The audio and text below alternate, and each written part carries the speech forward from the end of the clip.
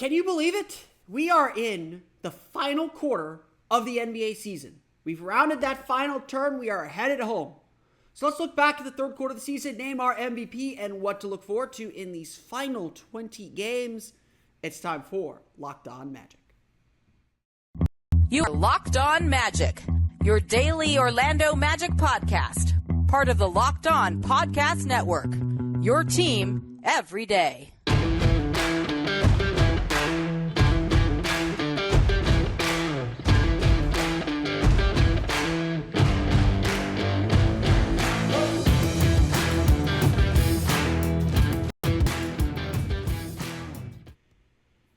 And you are indeed Locked On Magic. Today is March 1st, 2023. My name is Philip Rossreich. I'm the expert and site editor over at OrlandoMagicDaily.com. You can follow me on Twitter at PhilipRR_OMD.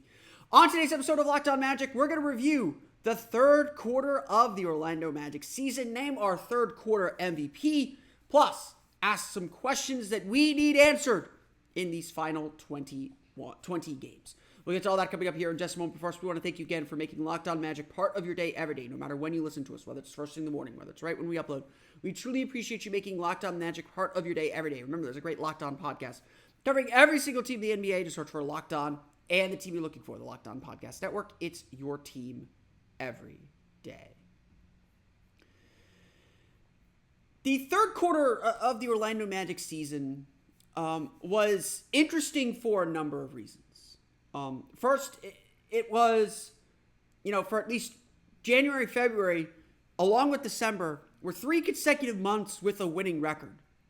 Yes, the Magic were only like a game over 500 in those months, or a couple games over 500, but still nonetheless, we look at this team where they started at 5-20 to where they are now, where, they have the 8th best record in the East since December 7th or whatever it is. This is a team that's figured out, at the very least, how to tread water, which is an important skill.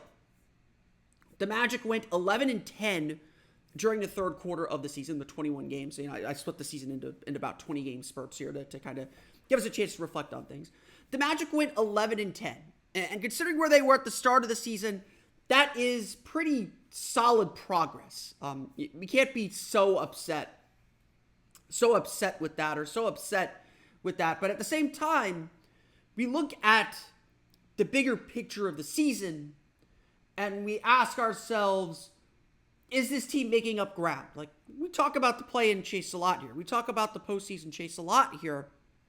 We are eager to see this team take some significant steps and take some leaps forward to be a postseason team, to be a playoff-capable team, and they're kind of hovering around 3.5, 4.5 games out of the final play-in tournament.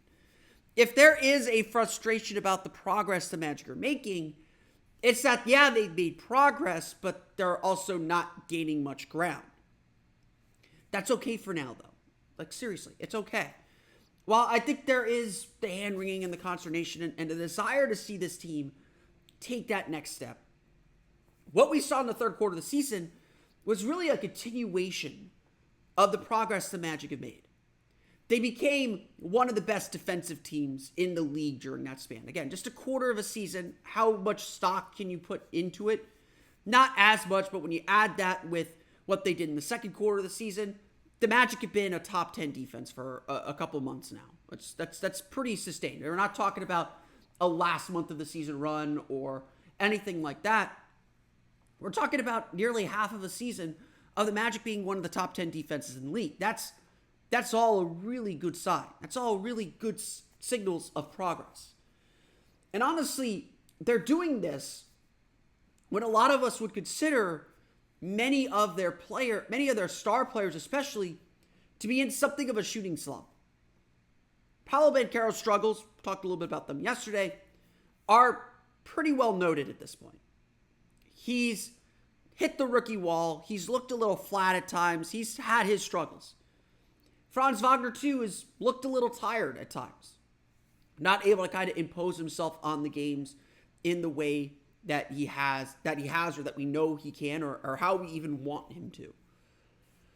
But what's been impressive about the Magic through the third quarter of the season is how everyone really figured out and found their roles. How they stepped up to fill in the gaps. How they made this quarter of the season, made this team truly their own. As much as we love to talk about the big names on this roster, success in the third quarter of the season came down to the play of Mo Wagner, Cole Anthony, Markelle Fultz, Wendell Carter. It came down to guys stepping up, Jalen Suggs stepping up and really embracing the grind, embracing the role that they have on this team. As Jamal Mosley likes to say, this is a group that's going to play by committee. There are no star players. There are. But there are no star players. Everyone's going to be called on to do something. And at the end of the day, if this team is going to be successful, they have to do it more often than not. So yes, Paolo and Franz will have the ball in their hands. But it's Markelle Fultz managing and leading the team. It's Wendell Carter providing a solid backstop. It's Jalen Suggs being a chaos agent off the bench. It's Jonathan Isaac providing his defense when he's in. It's Cole Anthony giving the team a scoring punch and a little bit of attitude, frankly, on the offensive end. It's Mo Wagner being a solid outlet and a dump option in the post. It's everyone doing it all together. And that's honestly been the most impressive part of how the Magic have played over the last 21 games. Yes, they've treaded water. Yes, there is still progress to make. This team is not perfect, and they've made tremendous strides. They've made tremendous growth, and all of that's the point of the season. That's what's important. But they've done it together. They've done a lot together. And that's why this season feels like such a huge success. Because everyone is bought into what they want to do. Everyone is bought into who this team wants to be. And they're finding success on the court for it. Just looking at the Magic's schedule for the last 21 games, there's no losing streak longer than 2 games. There's also no winning streak longer than 2 games. And that is what being a 500 team is. Over the course of this stretch, we've seen the Magic beat the Boston Celtics at home in a really charged and exciting game. We've seen them to have a 40-point quarter against the Indiana Pacers. We've seen them blow leads against the Miami Heat and New York Knicks.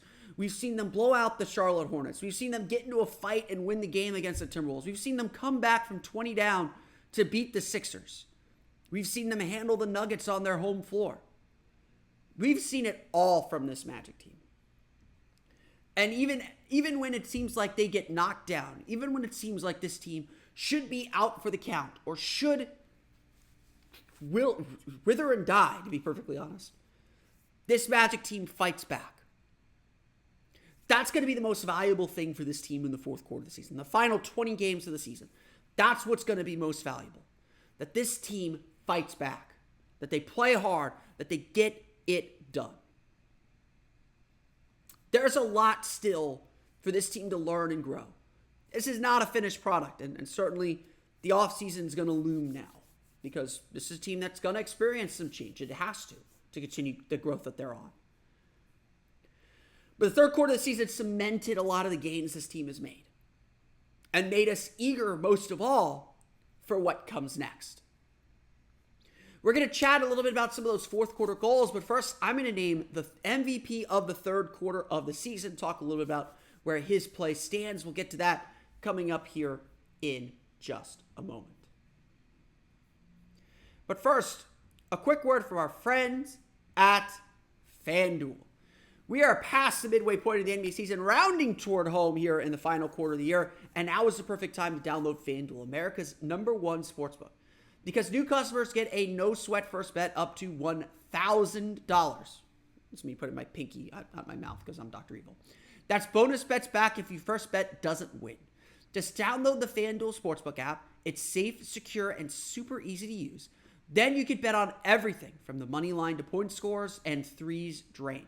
Plus, FanDuel even lets you combine your bets for a chance at a bigger payout with a same-game parlay.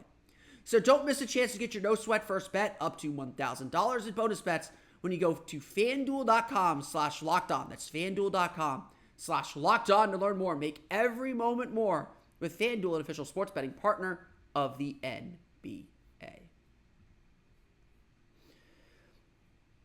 Like if you've listened to this show, you know I like to take these pauses at the quarter points of every season. The games are divided into quarters. I divide the season into quarters. So we're looking today at the third quarter of the season. Like I said, Magic went 11-10 during the third quarter of the season. Yeah, they continued to make really significant gains, but it was a strange quarter too, because it certainly felt like and looked like the Magic were starting to hit a wall. That like their young players are just like kind of at varying degrees and varying levels. And while their top guys seemed like they started to slow down, there were a lot of bench players that seemed to picked up the play. And again, that's what's really fun and great about this team is everybody seems to pick each other up. Everyone is really in this together. And again, you love teams like that. These are the teams that really endear themselves to fans. So before I name my MVP, special shout out to Jalen Suggs, who really seemed to come into his own during this last quarter of the season. Really began to figure out how he can be successful and how he can help his team win. De-emphasize some of the things that maybe were a little bit out of control before the injury. He really embraced the role that was given to him, and he's found success. Special shout out to Mo Wagner, who was fantastic. A guy that a lot of people, including myself, have doubted over the years. He has really stepped in and found his role. And while there's certainly still some weaknesses and things that need to improve, he has given this team a consistent lift off the bench. And yes, a little bit of an edge at times. And then special shout out to Cole Anthony.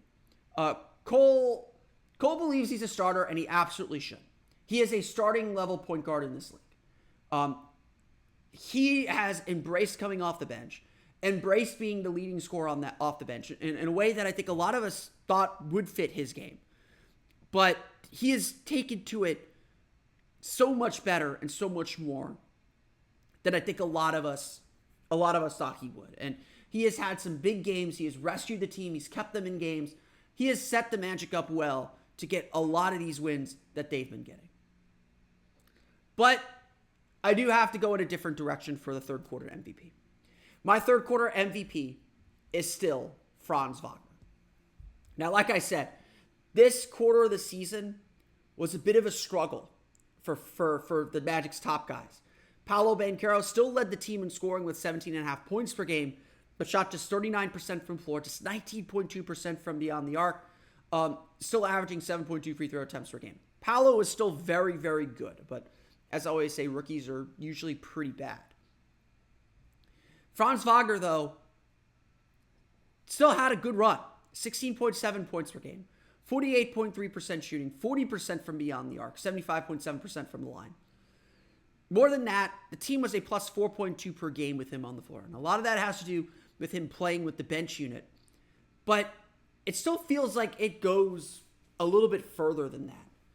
The Magic are simply better when Franz Wagner is on the floor. In the third quarter of the season, the Magic had a plus 6.8 net rating with Franz Wagner on the floor. That means that's the best of any player on the team, save for Caleb Houston, who played 56 minutes, Admiral Schofield, who played 20, Goga Bitadze, who played 9, and Mo Bamba, who's of course no longer on the team, played 78. Franz Wagner in 691 minutes during the third quarter of the season. The Magic had a 114.5 offensive rating. That's nearly 3 points per 100 possessions better than their average with him on the floor. And a 107.7 defensive rating, nearly 4 points per 100 possessions better with Wagner on the floor. Essentially, it didn't matter if Wagner was playing with the starters or playing with the bench. The Magic were better with Wagner on the floor. That's just how it is. You could go through any player on this roster, and they will almost undoubtedly be better with Franz Wagner on the floor. While we're all really impressed with Wagner's shooting and his finishing ability, and that stuff's really good, this was a quarter that saw a little bit of a downturn on that front. That saw him struggle a little bit with the shot making and some of that. It was an odd quarter of the season for him. Yet still, it was clear the impact that he could make.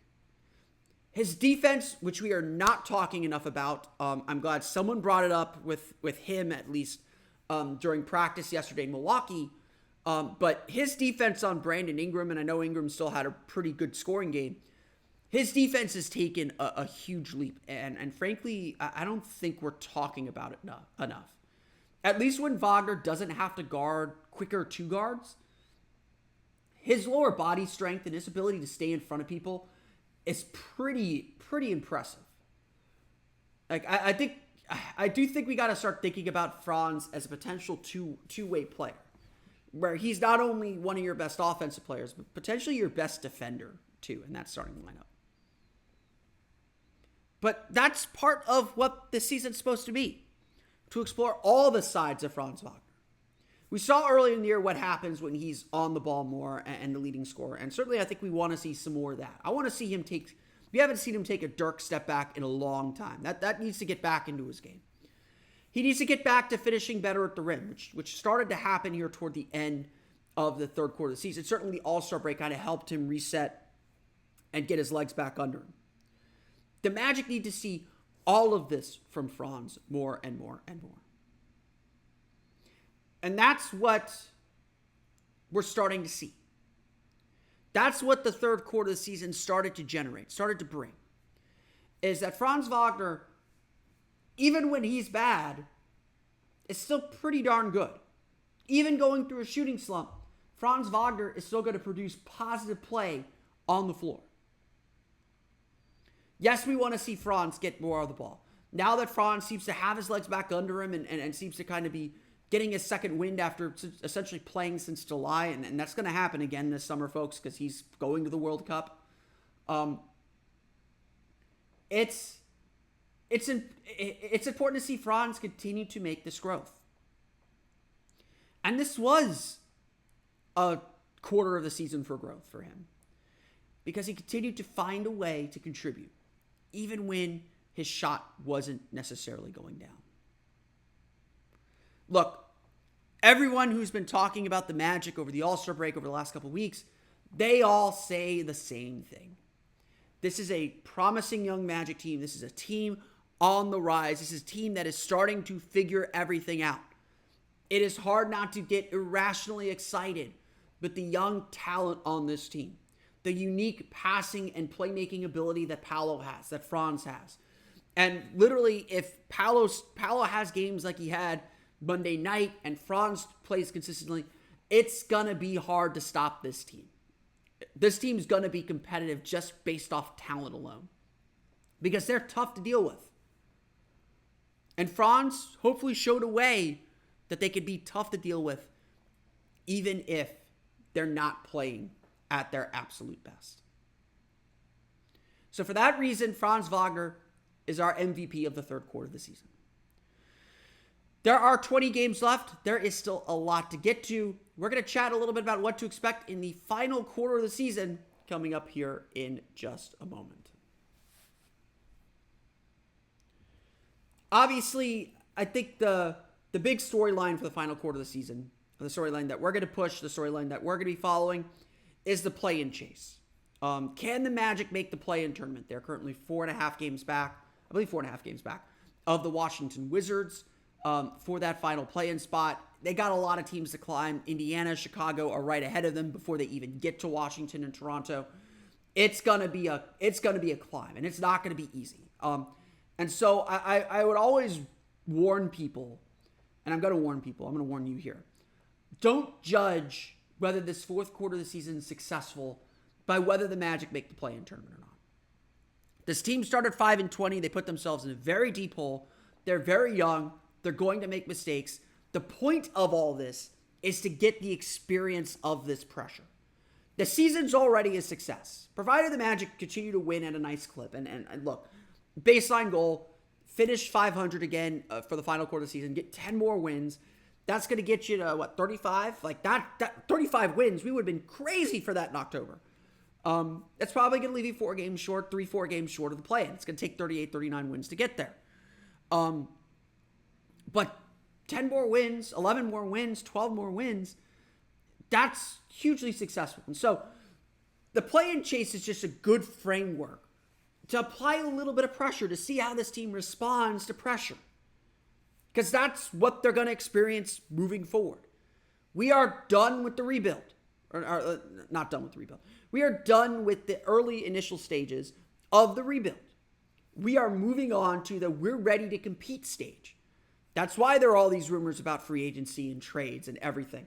That's why the draft is important, but not the be-all, end-all, because this team needs something that maybe the draft can't give them.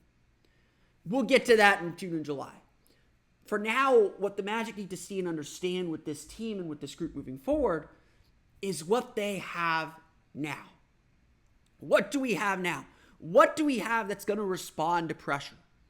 And so, yes, the play-in tournament isn't the be-all, end-all of the season. Season's a success. Don't forget that. It's not about making the play-in tournament. It's about playing under the pressure that a postseason chase is going to bring. The Magic are already in, at least in intensity playoff mode. They may not be in playoff mode by minutes, and I know that's a big thing that I talk to a lot of people about. They're not playing guys playoff minutes. But they need to play with playoff urgency and focus these final 20 games. And certainly as the season narrows down, perhaps we will see a playoff-like rotation or playoff-like game management. And look, I'm the same way as all of you guys. I want to see what Jamal Mosley looks like in a playoff situation. I think he's still coaching his team to develop, and I think that's absolutely the right thing for him to do. But part of development is putting these guys under pressure, simulating those experiences where you can, because that pressure needs to be real. And frankly, I hope there is disappointment, not just from fans, but from the players, if and when they do get eliminated. It does need to hurt. It does need to sting. It does need to drive them through the offseason. So much of this is about that. So much of what we're about to see in the last 20 games is going to be viewed under that framework. And that's important. It's not important whether the Magic make or miss the play-in tournament. It's important that they feel and understand the pressure and the detail it's going to take to make it. Having said that, then, a lot of what I think I want to see on the court is a continued focus and a continued hardening of the team's defensive principles and core. I think again, this rest of the season is viewed under the context of what is this going to look like when we're a playoff team next year, or how does this need to look like if we're going to be a playoff team moving forward? Because I'm ready to say it. I don't know if the front office would be ready to say this or would say this directly. I'm ready to say this. The Magic need to make the playoffs next season. In 2024, we need to be talking about the playoffs more seriously and more kind of critically at this point of the year. We need to be in the chase. We need to be in the right spot. That pressure is right around the corner. And this is, again, just practice and simulation for it. And so what I want to see the Magic do is obviously just be more consistent, pay attention to detail. But I want to see the Magic kind of really harden their defensive identity. The Magic have been a top 10 defense over the last 2 quarters of the season. Make it 3 quarters of the season, and I think we'll all feel like, oh, this is real. The Magic really are a defensive juggernaut in the waiting. They really are a team that teams don't want to deal with because they play such strong defense. We'll figure out the offense. It's going to come. I would say, I think that the Magic run an offense that is designed to be successful in the playoffs, but it's not quite designed to be consistent in the regular season, if that makes sense. The shots that the Magic get right now are the shots that they would get in playoffs. They're not the shots they're going to get that they're not, but you need a healthy diet of every other shot. They're kind of growing inside out almost, where a lot of teams, get the shooting, get themselves in the playoffs, and then realize, oh, we need to diversify our offense a little bit, or we need to be able to hit some of these mid-range jumpers or kind of stop short and hit these shots.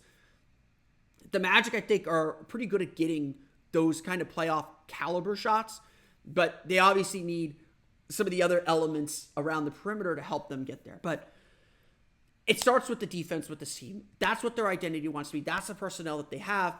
Continuing this defensive improvement is going to be really vital for the Magic and their ultimate development. There is a lot to get to. There's a lot to do. There's a lot to accomplish. But the Magic have put themselves in a position where we can clearly see this team's growth. And so obviously, the last element, the last thing we need to see in the final quarter of the season is we need to see everything continue to progress. Whether it's the defense continuing to improve, whether it's the offense continuing to improve, whether it's Franz continuing to find his way in his role, whether it's Jalen continuing to find his way in his role, whether it's Paolo looking like he did back in November and really starting to assert himself in games, whether it's Wendell being a great defender, whether it's Markelle continuing to manage games and improve his impact on winning, this team just needs to continue to improve. As our old friend Steve Clifford used to say, the goal is to play your best basketball in April. Whether the Magic are in or out of the play-in tournament, even if they're eliminated, to be perfectly honest, I want to see this team finish the season strong. I want to see this team run through the tape. I want to see this team be the best version of themselves. We need this final quarter of the season to be the best quarter of the year. And yeah, that might mean they go 12-8 or 13-5. They really establish themselves as that team on the rise. We need to have a final quarter of the season like 2006, when the Magic nearly made the playoffs after being dead and buried entering the final quarter of the season. We need it to be like 2019. We need to be like 2000. Yeah, I said it. This is a team that is capable of doing so much more. And obviously we know we are at the ground floor of this thing. But it's time to start wondering if we can take the express elevator. And that's going to be proven on the court. And this team has shown they are capable of doing it. And it's going to make for an exciting final push to the season. I want to thank you all again for listening to today's episode of Locked On Magic. Of course, follow me on Twitter at @PhilipRR_OMD. Subscribe to the podcast and Apple Podcasts, Stitcher, TuneIn, Himalaya, Google Play, Spotify, Odyssey, and all the fun places to download podcasts to your podcast-enabled listen device. For the latest on the Orlando Magic, be sure to check out OrlandoMagicDaily.com. Of course, follow us there on Twitter at @OMagicDaily.